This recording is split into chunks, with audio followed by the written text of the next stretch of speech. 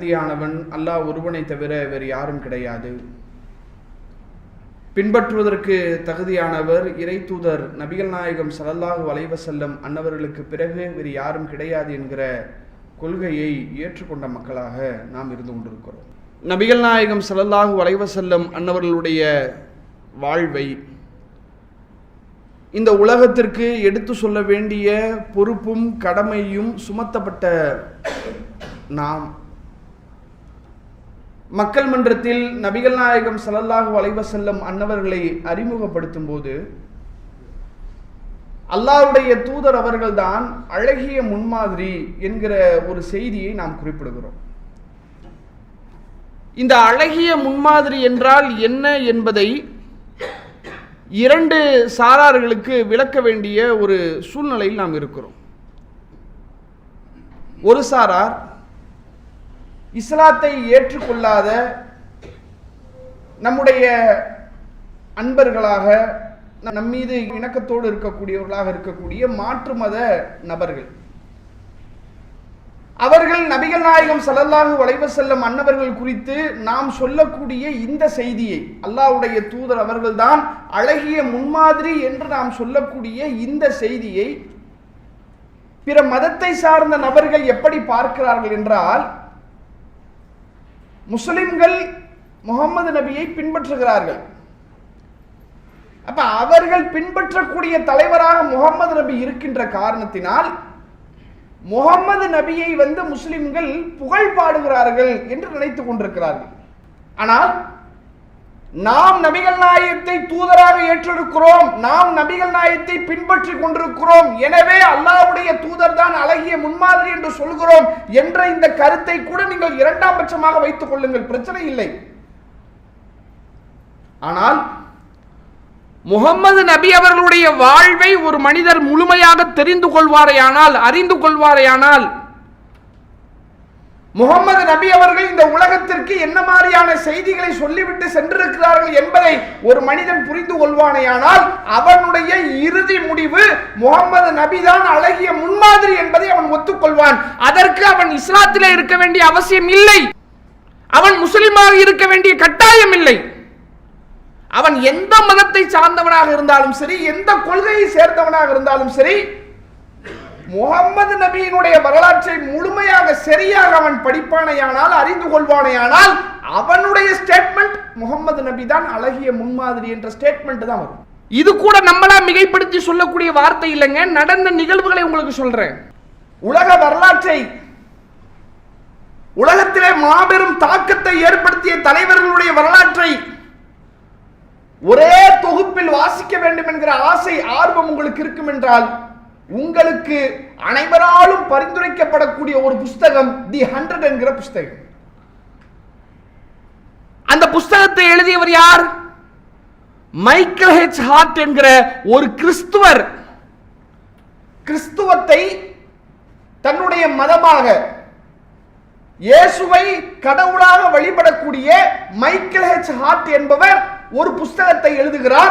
ஒட்டுமொத்த உலக வரலாற்றிலே தாக்கத்தை ஏற்படுத்திய 100 நபர்கள் என்று உலக அளவில் பேசப்பட்ட அனைத்து தலைவர்களுடைய வரலாற்றையும் எடுத்து, ஏன் இவர்களுக்கு நான் இந்த இடங்களை எல்லாம் தருகிறேன் என்று அவருடைய கண்ணோட்டத்திலே 100 நபர்களை, தாக்கத்தை ஏற்படுத்திய 100 நபர்களுடைய பட்டியலை அவர் வெளியிடுகிறார். அதில் முதல் இடத்தை யாருக்கு தருகிறார் என்றால் முகமது நபி அவர்களுக்கு தருகிறார். உங்களுடைய பார்வை என்ன? முஸ்லிம்கள் முகமது நபியை பின்பற்றுகிறார்கள், அதனால் முகமது நபியை உயர்வாக பேசுகிறார்கள் என்றால், மைக்கேல் ஹெச் ஹார்ட் என்பவர் என்ன முஸ்லிமா? அவர் இஸ்லாத்தை சார்ந்தவரா? அவர் ஒரு கிறிஸ்தவர், இயேசுவை வழிபடக்கூடியவர். நல்ல பாருங்க, முகமது நபிக்கு முதலிடத்தை கொடுத்து விட்டு இயேசுவுக்கு 3வது இடத்தை கொடுத்திருக்கிறார். அப்படி என்றால் அழகிய முன்மாதிரி என்று நபிகளாரை சொல்வது புகழ் வார்த்தை அல்ல, மிகைப்படுத்தக்கூடிய வார்த்தை அல்ல. முகமது நபி அவருடைய வாழ்வை அறிந்து கொண்டால் யாராக இருந்தாலும் அவர்கள் நபிகளாரைத்தான் அழகிய முன்மாதிரி என்று சொல்லுவார்கள். அப்படிப்பட்ட ஒரு வாழ்வைத்தான் அண்ணலம் பெருமகனார் நபிகள் நாயகம் ஸல்லல்லாஹு அலைஹி வஸல்லம் அவர்கள் வாழ்ந்து விட்டு சென்றிருக்கிறார்கள் என்பது அவர்களுக்கு நாம் சொல்லக்கூடிய ஒரு செய்தி. முஸ்லிம்களுக்கு நாம் சொல்ல வேண்டிய செய்தியும் இருக்கிறது. முஸ்லிம்கள் நபிகள் நாயகம் ஸல்லல்லாஹு அலைஹி வஸல்லம் அன்னவருடைய வாழ்வை எப்படி பார்க்கிறார்கள் என்றால், அல்லாஹ்வுடைய தூதர் அவர்கள் வெறுமனே ஆன்மீகத்தை சொல்ல வந்த நபர் என்று பார்த்து கொண்டிருக்கிறார்கள். எப்படி தொழுகணும், எப்படி நோன்பு வைக்கணும், எப்படி ஜக்காத்து கொடுக்கணும், எப்படி ஹஜ் உம்ராக்கு போகணும், இது மாதிரி மார்க்கத்தினுடைய வணக்க வழிபாடுகள் இருக்குல்ல, இதை சொல்லித்தர வந்தவர் தான் தூதர். இவருடைய போதனைகள், இவருடைய நடைமுறைகள், இவருடைய சொல் செயல் அனைத்திலும் மார்க்கத்தினுடைய உபதேசத்தை மாத்திரம்தான் நம்மால் பெற முடியும் என்ற புரிதலில் முஸ்லிம்கள் பலர் இருக்கிறார்கள். சிலர் அல்ல, பலர். அதன் விளைவு என்ன தெரியுமா? நபிகள் நாயகம் ஸல்லல்லாஹு அலைஹி வஸல்லம் அன்னவர்கள் வியாபாரத்திலே நேர்மையாக, உண்மையாக, சரியாக இருக்க வேண்டும் என்று சொன்னார்களே, அந்த வார்த்தையை இவரிடத்திலே பார்க்க முடியாது. ஏன்? அப்ப இவன் என்ன புரிஞ்சு வச்சிருக்கிறானா, முகம்மது நபியினுடைய வாழ்க்கை என்பது வெறுமனே வணக்க வழிபாடுகளோடு ஆன்மீகத்தோடு நின்றுவிட்ட ஒன்று என்று முஸ்லிம்கள் புரிந்திருக்கிறார்கள். கிடையாது. ஒரு மனித வாழ்வே அவன் சந்திக்கக்கூடிய அனைத்து சூழல்களிலும் அண்ணலும் பெருமானார் நபிகள் நாயகம் ஸல்லல்லாஹு அலைஹி வஸல்லம் அன்னவரிடத்திலே முன்மாதிரி இருக்கிறது. உன் வாழ்க்கையில சந்திக்கக்கூடிய குடும்பமா, அதில் முன்மாதிரி. அரசியலா, அதில் முன்மாதிரி. நிர்வாகமா, அதில் முன்மாதிரி. சகோதரத்துவமா, அதில் முன்மாதிரி. வியாபாரமா, அதில் முன்மாதிரி. நீ என்னென்ன உன்னுடைய வாழ்க்கையில சந்திக்கிறாயோ அனைத்து பக்கங்களுக்கும் அல்லாஹ்வுடைய தூதரிடத்தில் முன்மாதிரி இருக்கிறது. இந்த பார்வை முஸ்லிம்களுக்கே இல்லையே. அவன் அப்படி பார்க்கலையே ரசூலுல்லாஹ்வை. போர்க்களத்தினுடைய தளபதி அல்லாஹ்வுடைய தூதர் அவர்கள். போர்க்களத்தின் தளபதி ரசூலுல்லாஹ். ஒரு வல்லரசு நாட்டினுடைய அதிபதிங்க அல்லாஹ்வுடைய தூதரவங்க. சாதாரண ஒரு நபருடைய வாழ்க்கை கிடையாது, சரித்திரம் அதெல்லாம். அப்படிப்பட்ட ஒரு நபருடைய வாழ்க்கையை பற்றி தான் அல்லாஹ் ரப்புல் ஆலமீன் தன்னுடைய திருமறையிலே சொல்லி காட்டுகிறான். லக்கது கான லக்கும் ஃபீ ரசூலில்லாஹி உஸ்வத்துன் ஹஸனா லிமன் கான யர்ஜுல்லாஹ வல் யௌமல் ஆகிர. உங்களில் யார் அல்லாஹ்வையும் மறுமையையும் சந்திக்க வேண்டும் என்ற விஷயத்திலே ஆதரவு வைத்திருக்கிறாரோ அவருக்கு இந்த தூதரிடத்தில் மிக அழகிய முன்மாதிரி இருக்கிறது. உன் வாழ்க்கைக்கான அனைத்து வழிகாட்டுதலும் இந்த தூதரிடத்தில் இருக்கிறது. இது இல்ல பாய், அது இல்ல பாய் என்று நீ சொல்ல முடியாது. எல்லா வகையான சூழல்களுக்கும் நபிகளார் இடத்துல முன்மாதிரி இருக்கிறது. காரணம், நபிகளாருடைய தன்மை அப்படிப்பட்ட ஒரு தன்மை.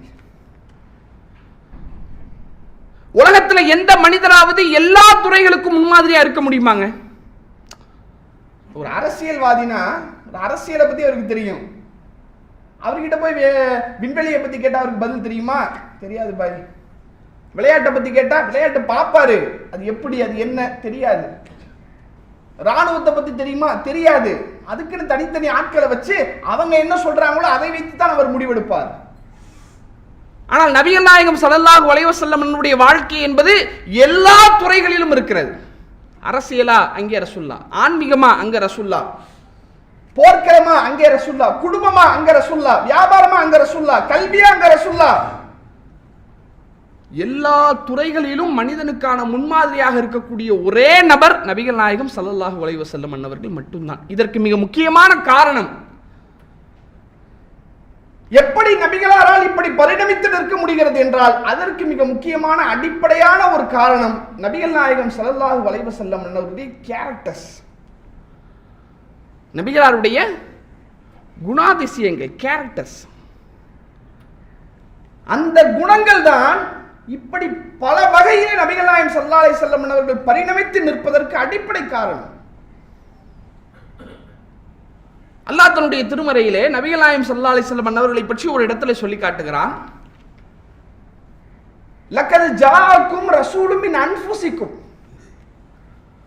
உங்களிலிருந்து ஒரு தூதர் உங்களிடம் வந்திருக்கிறார். உங்களுக்கென்று ஒரு தூதர் வந்திருக்கிறார். இவர் எப்படிப்பட்டவர்? இவருடைய குணாதிசயம் என்ன? அசீசுன் அலைஹி மா அனித்தும். நீங்கள் சிரமப்படுவது, நீங்கள் கஷ்டப்படுவது அவருக்கு பாரமாக இருக்கிறது. நீங்கள் சிரமப்படுவதை அவரால் தாங்கிக் கொள்ள முடியவில்லை. ஹரீசுன் அலைக்கும், உங்கள் மீது பெரும் ஆவல் கொண்டவராக அவர் இருக்கிறார். உங்களுக்கு பெரும் உபகாரம் செய்ய வேண்டும் என்று அவர் தவித்துக் கொண்டிருக்கிறார். பில் முஃமினீன ரவுஃபுர் ரஹீம், இறை நம்பிக்கை கொண்ட ஈமான் கொண்ட நபர்கள் மீது பெரும் கொண்ட இரக்கம் கொண்டவராக அவர் இருக்கிறார். ரசூலுல்லாஹ் எப்படிப்பட்டவங்கன்னா, உனக்கு ஏதாவது ஒரு நல்லது செஞ்சிட முடியாத என்று தவிச்சுக்கிட்டு இருக்கிறாங்க. உனக்கு ஏதேனும் ஒரு கஷ்டம் இருக்குன்னா, நீ கஷ்டப்படுறதை பார்த்து அவரால் தாங்கிக் கொள்ள முடியவில்லை, உனக்கு ஏதாவது உதவி செய்ய முடியாத என்று தவிக்கிறார். சகோதரர்களை கொஞ்சம் ஆழமா நீங்க யோசிச்சு பாருங்க. இந்த ஒரு தன்மை இருக்குல்லங்க, நாம கஷ்டப்படுறத பார்த்து இன்னொருத்தவங்க தவிக்கிறாங்கன்னா, இந்த உலகத்துல அந்த மாதிரியான ஒரு சூழ்நிலையில், அந்த மாதிரியான ஒரு சந்தர்ப்பத்தில் யார் இருப்பாங்கன்னா, கண்டிப்பாக நம்முடைய பெற்றோர்கள் இருப்பாங்க. நம்ம சின்ன பிள்ளையில நம்ம இருக்கும்போது அப்படிதானங்க இருந்தாங்க. இப்ப நம்மளும் அப்படிதானங்க இருக்கிறோம். வெளியில இருந்து பார்க்கிறவங்களுக்கு புள்ள அழுவுறது மட்டும்தான் தெரியும். ஆனா அந்த தாய்க்கு தான் தெரியும், இந்த புள்ள ஏன் அழுவுது, அதுக்கு பசிக்குதா, இல்ல தாயை தேடுதா, இல்ல அதுக்கு விளையாடணுமா, அதுக்கு என்ன தேவை. அது அழுவுறது வெளியில இருந்து பார்க்கல, என்ன ஒரே அழுதுகிட்டே இருக்கு, இதுதான் தெரியும். அந்த தாய்க்கு தான் தெரியும் இது ஏன் அழுவுது, பசியோடு அழுவுதா, அல்லது அந்த பிள்ளைக்கு எதுவும் பிரச்சனையா, இல்ல புள்ள என்ன தேடுதா என்பதெல்லாம் அந்த தாய்க்கு மட்டும்தான் தெரியும். ஏன் அப்படி தெரியுது? அந்த தாய்க்கும் பிள்ளைக்குமான அந்த உறவு அவ்வளவு நெருக்கமானது, இறுக்கமானது. அப்படிலாம் இருந்தாதான் இவருக்கு என்ன தேவை, இவருக்கு என்ன தேவை என்பதை உணர்ந்து கொள்ள முடியும். நபிகள் நாயகம் ஸல்லல்லாஹு அலைஹி வஸல்லம் அவர்கள் ஏறத்தாழ இந்த ஒரு பந்தத்தில் இருந்திருக்காங்க. ஒரு தாய் எப்படி தன்னுடைய பிள்ளையை பார்ப்பாங்க, அந்த மாதிரி தான் அல்லாஹ்வுடைய தூதர் அவர்கள் தன்னோடு வாழ்ந்த நபர்களை எல்லாம் அப்படிதான் பார்க்கிறாங்க. இவருக்கு என்ன தேவை, அவருக்கு என்ன தேவை, அவருக்கு என்ன தேவை, இவருக்கு நான் என்ன செய்யணும், அவருக்கு நான் என்ன செய்யணும், இப்படியே யோசித்துக் கொண்டே இருக்கிறார்கள் நபிகள் நாயகம் ஸல்லல்லாஹு அலைஹி வஸல்லம் அவர்கள். ஒரு மனிதர் நபிகள் நாயகம் ஸல்லல்லாஹு அலைஹி வஸல்லம் அன்னவரிடத்தில் வந்து, அல்லாஹ்வுடைய தூதரே எனக்கு இது தேவைப்படுகிறது, எனக்கு இதை நீங்கள் தாருங்கள், எனக்கு இந்த உதவியை நீங்கள் செய்யுங்கள் என்று நபிகளாரிடத்தில் கேட்கப்பட்டால் அல்லாஹ்வுடைய தூதர்கள் மறுக்க மாட்டார்கள், இல்லை என்று சொல்ல மாட்டார்கள். அது நபிகளாருடைய சுவாபம், அதை விட்டுருங்க. ஹதீஸ்கள்ல பார்க்கிறோம், சுப்ஹானல்லாஹ், அல்லாஹ்வுடைய தூதரிடத்திலே கேட்காமலே உதவியை கேட்டு செய்யறது வேறங்க. எனக்கு ஒரு தேவை இருக்கு, என்னுடைய தேவையை நான் சொல்றேன், இந்த மாதிரி ஒரு சிரமத்தில் இருக்கிறேன், இந்த மாதிரி ஒரு சூழ்நிலையில் இருக்கிறேன், எனக்கு நீங்க உதவி செய்வீங்க என்று தன்னுடைய கஷ்டத்தை சொல்லி, தன்னுடைய சிரமத்தை சொல்லி உதவி தேடுவது என்பது வேற. நபிகளார் எப்படி இருந்திருக்கிறாங்கன்னா, நீ ரசூலுல்லாஹ்விடத்துல சொல்லவே வேணாம், உன்னை பார்த்தாலே ரசூலுல்லாஹ்வுக்கு தெரிஞ்சிடும் உனக்கு இதுதான் தேவை. இதெல்லாம் பெரும் ஆச்சரியங்க. இது எப்ப தெரியும்? பல நாட்கள் அவரோடு வாழ்ந்து பழகி இருந்தாதான், அவருடைய சூழ்நிலையெல்லாம் தெரிஞ்சாதான் இந்த மாதிரியான ஒரு காரியத்தை கையில் எடுக்க முடியும். அப்படிப்பட்ட ஒரு தன்மை உடையவராக நபிகள் நாயகம் ஸல்லல்லாஹு அலைஹி வஸல்லம் அவர்கள் இருந்திருக்கிறார். யார்கிட்ட அப்படி இருந்தாங்க? ரசூலுல்லாஹ்வுடைய நெருங்கிய உறவினர்களிடத்துல, நெருங்கிய நண்பர்களிடத்துல, சொந்தக்காரங்க கிட்டயா, தன்னுடைய மனைவி இடத்துல, தன்னுடைய குழந்தைகள் இடத்துல, இல்லை யார் என்றே தெரியாத நபர்களிடத்திலும் அல்லாஹ்வுடைய தூதர்கள் இப்படித்தான் பழகி இருக்கிறார். ஆச்சரியமான செய்தி பாருங்க, சஹீஹுல் புகாரியில் இடம்பெறுகிறது. ஒரு சந்தர்ப்பத்தில் அல்லாஹ்வுடைய தூதர் அவங்க என்ன செய்யறாங்கன்னா, ஒரு யுத்த காலத்தை முடிச்சுட்டு வந்துகிட்டு இருக்கிறாங்க. வர வழியில தூரத்தில் என்ன செய்யுதுன்னா, ஒரு நபர் வந்து என்ன செய்யறாரு, ஒட்டகத்துக்கு கீழே நின்றுக்கிட்டு அந்த ஒட்டகத்தை கிளப்பிக்கிட்டு இருக்கிறாரு. ஒட்டகம் உட்கார்ந்துருச்சு, எந்திரிக்க மாட்டேங்குது. அப்ப அந்த நேரத்தில் அவர் என்ன செய்யறாருன்னா, இந்த ஒட்டகத்தை எப்படி கிளப்புறதுன்னு தெரியாம அப்படியே முழிச்சுக்கிட்டு சிரமப்பட்டு நிற்கிறார். ரசூலுல்லாஹ் என்ன செய்யறாங்க, இங்கேருந்து பார்க்குறாங்க. பார்த்துட்டு ரசூலுல்லாஹ் வந்து அது இவராக தான் இருக்கும் அப்படிங்கிற மாதிரி கெஸ் பண்ணி ரசூலுல்லாஹ் வந்து இங்கேருந்து கேட்குறாங்க, எப்போ அங்கே நிற்கிறது யாரு, ஜாபிரா அப்படின்னு கேட்குறாங்க. தூரத்தில் ஒரு ஒட்டகத்துக்கு கீழே உட்காந்து கிளப்பிக்கிட்டு இருக்காருலங்க. ரசூலுல்லாஹ் இங்கேருந்து பார்த்து கேட்குறாங்க, எப்போ அங்கே நிற்கிறது யாரு, ஜாபிரா, ஜாபிர் ரலியல்லாஹு அன்ஹு கேட்குறாங்க. அப்போ அங்கேருந்து பதில் வருது, அல்லாஹ்வுடைய தூதரே நான் ஜாபிர் தான், நான் தான் நின்றுக்கிட்டு இருக்கிறேன். அப்படியா, சரி அப்படின்னு சொல்லிட்டு ரசூலுல்லாஹ் என்ன செய்யறாங்க, கிட்ட, ஏன்னா போர்க்களத்தை முடிச்சுட்டு வராங்க, எதிரிகளாக கூட இருக்கலாம்ல, ஒரு சிக்கலான ஒரு களம் இருந்தாலும் ரசூலுல்லாஹ் என்ன பண்றாங்க, நிதானமாக யாருன்னு கேட்டுட்டு இடத்துக்கு கிட்டக்க போயிடுறாங்க. போய் கேட்குறாங்க, ஜாபிரே என்னப்பா ஆச்சு, அல்லாஹ்வுடைய தூதரே ஒட்டகம் உட்கார்ந்துருச்சு, என்னால் இதை கிளப்பவே முடியல, என்ன செய்யறதுன்னு எனக்கு தெரியல அப்படின்னு சொன்ன உடனே அல்லாஹ்வுடைய தூதர் அவங்க சொல்றாங்க, இல்லப்பா நீ இப்படி பண்றியா, இது இப்படி பண்ணக்கூடாதுப்பா, இந்த மாதிரி செய்யணும் என்று அல்லாஹ்வுடைய தூதர் அவங்க என்ன செய்யறாங்கன்னா, அந்த ஒரு நேக்கா ஒரு குத்தணும், அது குத்தி என்ன செய்யறாங்க, அந்த ஒட்டகத்தை அல்லாஹ்வுடைய தூதர் அவங்க கிளப்பி நிற்க வச்சிடறாங்க. இவரும் ஏறி உட்கார்ந்துடுறாரு. ரசூலுல்லாஹ்வும் தன்னுடைய ஒட்டகத்தில் உட்காந்துக்கிட்டு பேசிக்கிட்டே வராங்க. அப்படி பேரலாக 2 பேரும் வந்துக்கிட்டே இருக்கிறாங்க. வந்துக்கிட்டே இருக்கும்போது இப்போ ஜாபிர் ரலியல்லாஹு அன்ஹு அவரிடத்துல ரசூலுல்லாஹ் வந்து உரையாடக்கூடிய அந்த உரையாடல், அதுக்கு முன்னாடி இந்த ஜாபிர் என்பவர் யார் என்பதை நீங்கள் தெரிஞ்சுக்கணும். இந்த ஜாபிர் ரலியல்லாஹு அன்ஹு அவருடைய குடும்ப பின்புலம் எப்படி இருக்குன்னா, கிட்டத்தட்ட ஒரு 8 சகோதரிகள் அவருக்கு இருக்கிறாங்க. இவர் தான் முதல் புள்ள. 8 சகோதரிகள், பெண் பிள்ளைகள். இவருடைய தந்தை உஹதுடைய யுத்த களத்திலே கொல்லப்படுகிறார், ஷஹீதாக்கப்படுகிறார். இந்த தந்தைக்கு பெரும் கடன் சுமை இருக்கிறது. அந்த சுமை தற்போது ஜாபிர் ரலியல்லாஹு அன்ஹு அவருடைய முதுகுகளின் மீது வந்துவிட்டது. ஒரு பக்கம் கடன், ஒரு பக்கம் 8 சகோதரிகள், அவங்களுக்கு திருமணம் செய்யணும், அவங்கள பராமரிக்கணும், அவங்களுக்கான உபகாரத்தை செய்யணும், தந்தையினுடைய கடனை அடைக்கணும், பெரிய லெவலில் வியாபாரம் கிடையாது. என்ன இந்த மாதிரியான ஒரு நெருக்கடியான ஒரு சூழ்நிலையிலே ஜாபிர் இருக்கிறார்கள். இதுதான் அவருடைய பேக்ரவுண்ட். சரியா? இப்போ ரசூலுல்லாஹ் என்ன செய்கிறாங்க, ஜாபிர் ரலியல்லாஹு அன்ஹு பேசிக்கிட்டே வராங்க. அப்போ ரசூலுல்லாஹ் கேட்குறாங்க, ஜாபிரே உனக்கு என்னப்பா கல்யாணம் ஆயிடுச்சா அப்படின்னு ரசூலுல்லாஹ் கேட்குறாங்க. அது தெரியும், அதை கல்யாணம் முடித்த புதுசில் அது அந்த மாப்பிள்ளைங்களை பார்த்தாலே எப்படி இருக்கும், முகம் அப்படி பிரகாசமாக பல்பு போட்ட மாதிரி பளிச்சுன்னு இருக்கும். அதை பார்த்தாலும் நம்ம கண்டுபிடிச்சிடலாம், ஓகே புது மாப்பிள்ளை அப்படின்னு. அப்போ ரசூலுல்லாஹ் என்ன செய்கிறாங்கன்னா அவர் இடத்துல கேட்குறாங்க, ஜாபிரே உனக்கு கல்யாணம் ஆயிடுச்சு. எப்படி ரசூலுல்லாஹ் நுணுக்கமாக நோட்டீஸ் பண்ணுறாங்க பாருங்க, உனக்கு கல்யாணம் ஆயிடுச்சா அப்படின்னு கேட்குறாங்க. அப்போ அவர் சொல்கிறாரு, ஆமாம் அல்லாஹ்வுடைய தூதரே, இதில் இன்னொன்றும் இருக்குது. என்ன, அவர் கல்யாணம் முடிச்சிருக்கிறாரு, அந்த மேட்டர் ரசூலுல்லாஹ்வுக்கு தெரியலை. ரசூலுல்லாஹ்வுக்கு தெரியாமலே என்ன பண்ணி இருக்கிறாரு, அவர் கல்யாணம் முடிச்சிருக்கு, இது ஒரு விஷயம். அவர் சொல்கிறாரு, ஆமாம் அல்லாஹ்வுடைய தூதரே. சரிப்பா, யாரை கல்யாணம் முடிச்ச, ஒரு கன்னி பெண்ணையா அல்லது ஒரு விதவை பெண்ணையா அப்படிங்கிற சொல்ல கேட்குறாங்க. அவர் சொல்கிறாரு, அல்லாஹ்வுடைய தூதரே, நான் ஒரு விதவை பெண்ணை தான் கல்யாணம் முடிச்சு, ஏற்கனவே கல்யாணமாகி கணவர் இறந்த ஒரு பெண்ணை தான் நான் கல்யாணம் முடிச்சிருக்கிறேன் அப்படின்னு சொல்கிறேன். அப்போ ரசூலுல்லாஹ் கேட்குறாங்க, ஏன்பா நீ நல்ல இளைஞனாக தானே இருக்கிற, ஒரு ஒரு கன்னி பெண்ணை நீ திருமணம் முடிச்சிருந்தா நீங்கள் நல்ல சந்தோஷமாக இருந்திருக்கலாமே, ஏன் ஒரு விதவை பெண்ணை ஏன் நீ கல்யாணம் முடிச்ச அப்படின்னு ரசூலுல்லாஹ் கேட்குறாங்க. அப்போ ஜாபிர் ரலியல்லாஹு அன்ஹு சொல்கிறாங்க, அல்லாஹ்வின் தூதரே, எனக்கு 8 சகோதரிகள் இருக்கிறாங்க, என் தந்தையோ இறந்து விட்டார். இப்போ நான் ஒரு கன்னி பெண்ணை கல்யாணம் முடிச்சேன்னு சொன்னால் என்னுடைய சகோதரிகளை யார் பாப்பா, யார் பராமரிப்பா? என்னை நம்பி தானே என்னுடைய தந்தை, அவர் இந்த 8 பெண் பிள்ளைகளை விட்டுட்டு ஒருத்தர் யுத்த களத்துக்கு போறாருன்னா அது எவ்வளோ பெரிய விஷயங்க.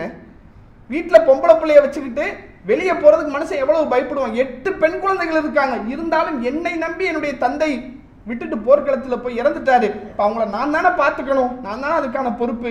என்னால் எப்படி ஒரு கன்னி பெண்ணை திருமணம் செய்ய முடியும், எனவே தான் ஒரு விதவை பெண்ணை திருமணம் செஞ்சேன் அல்லாஹ்வுடைய தூதர் அப்படின்னு சொன்ன உடனே ரசூலுல்லாஹ் சொல்கிறாங்க, அல்லாஹ் உனக்கு பரக்கத் செய்வான், இப்போ கவலைப்படாத. அப்படியே பேசிக்கிட்டே என்ன செய்கிறாங்க, ரசூலுல்லாஹ் கொஞ்சம் தூரம் போன உடனே அல்லாஹ்வுடைய தூதர் அவங்க கேட்குறாங்க, ஜாபிரே இந்த ஒட்டகம் நீ வச்சிருக்கிறல்ல, இந்த ஒட்டகத்தை எனக்கு நீ விலைக்கு கொடுத்துட்றியா, நான் இதை வாங்கிக்கிறேன் அப்படின்னு கேட்குறாங்க.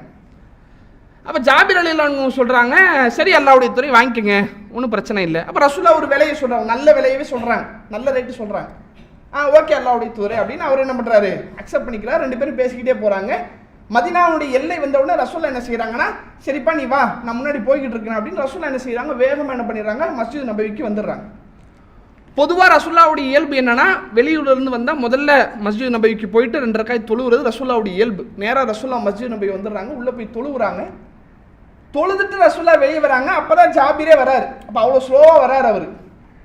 இப்போ வந்த உடனே ரசூலுல்லாஹ் கேட்குறேன், என்னப்பா இப்போ தான் வந்தியா, ஆமாம் அல்ல அப்படின்னு. சரிப்பா ஓகே போ, உள்ளே போய் 2 ரக்காத் தொழுதுட்டு வா அப்படின்ன உடனே அவர் இறங்கி ஒழு செஞ்சுட்டு தொழுதுட்டு வெளியே வராரு. வந்த உடனே பிலால் ரலியல்லாஹு அன்ஹு அவங்களை அழைச்சி ரசூலுல்லாஹ் சொல்கிறாங்க, பிலாலே இவர்கிட்ட இருக்கக்கூடிய இந்த ஒட்டகத்தை நான் வாங்கிட்டேன், நீங்கள் என்ன செய்யுங்க, இவ்வளவு தங்கத்தை வந்து அவருக்கு நீங்கள் கொடுத்துருங்க அப்படின்ன உடனே பிலால் ரலியல்லாஹு அன்ஹு நிறைவாக, ரசூலுல்லாஹ் ஆல்ரெடி கொஞ்சம் எக்ஸ்ட்ரா தான் விலை கேட்டிருக்கிறாங்க, இருந்தாலும் கொஞ்சம் கூடுதலாக என்ன பண்ணுறாங்க, பிலால் ரலியல்லாஹு அவங்க கொஞ்சம் அதிகமாகவே எடுத்து ரசூலுல்லாஹ் இடத்துல கொடுத்துருப்பா அப்படின்னோடனே கொடுத்துட்றாங்க. ஒட்டகத்தை வாங்கிட்டாங்க, தங்கத்தை கொடுத்தாச்சு. ஜாபிர் இப்போ புறப்பட்டு போய்கிட்டு இருக்காரு. கொஞ்ச தூரம் இவர் போன உடனே அல்லாஹ்வுடைய தூதர் அவங்க என்ன செய்கிறாங்கன்னா, ஜாபிர் ரலியல்லாஹு அன்ஹு கூப்பிடுறாங்க, ஜாபிரே இங்கே வாப்பா அப்படின்னு. ரசூலுல்லாஹ் இப்படி கூப்பிட்ட உடனே ஜாபிர் ரலியல்லாஹு அன்ஹு நினைக்கிறாங்க, இந்த ஹதீஸ் அவங்க தான் அறிவிக்கிறாங்க. அவங்க சொல்கிறாங்க, நான் கொஞ்சம் தூரம் போன உடனே ரசூலுல்லாஹ் என்னை கூப்பிட்டாங்கல்ல, கூப்பிட்ட உடனே என்னுடைய உள்ளத்திலே கவலை வந்து விட்டது. என்ன கவலை? ஒட்டகத்துக்கு நல்ல விலை கொடுத்து ரசூலுல்லாஹ் வாங்கிட்டாங்க. எப்போ ஏற்கனவே ஒட்டகம் பிரச்சனை பண்ணியிருக்குது, இப்போ ஸ்லோவாக வேற வந்திருக்குது, அப்போ இதான் யோசிச்சு பார்த்தா நம்ம தப்பான ஒட்டகத்தை வாங்கிட்டோமோ என்று நினைச்சு, எப்பா நீ தங்கத்தை கொடுத்துரு, ஏன் இந்த ஒட்டகத்தை நீ எடுத்துட்டு போயிரு என்று அல்லாஹ்வுடைய தூதரவர்கள் சொல்லிவிடுவார்களோ என்ற கவலை எனக்கு வந்து விட்டது. இருந்தாலும் ரசூலா கூப்பிட்டாங்களே என்று திரும்பி நான் நபிகளார் இடத்துல வந்து கொண்டிருக்கிறேன். அப்ப அல்லாஹ்வுடைய தூதரவர்கள் என்னை பார்த்து சொன்னார்கள், ஜாபிரே இந்த ஒட்டகத்தையும் நீ எடுத்துட்டு போ, உனக்கு நான் கொடுத்தல தங்கம் அதை திருப்பி தர வேணா, அதையும் நீயே வச்சுக்க.